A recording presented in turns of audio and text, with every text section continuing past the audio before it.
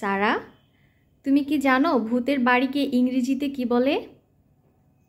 Haunted house. আরেকবার বলো। Haunted house. তুমি কি জানো অজ্ঞান হয়ে যাওয়া এর ইংরেজি কি? Fainted. আরেকবার বলো। Fainted.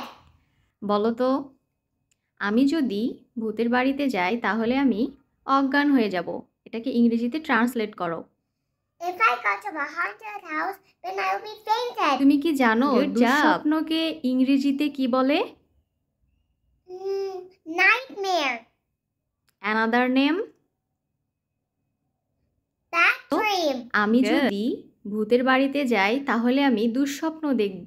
এটাকে ইংরেজিতে ট্রান্সলেট করো please. If I go to a haunted house, and I will see a bad dream in nightmare too. ওকে, বলে দাও। ঠিক আছে। Bye. Thanks for watching. Keep learning.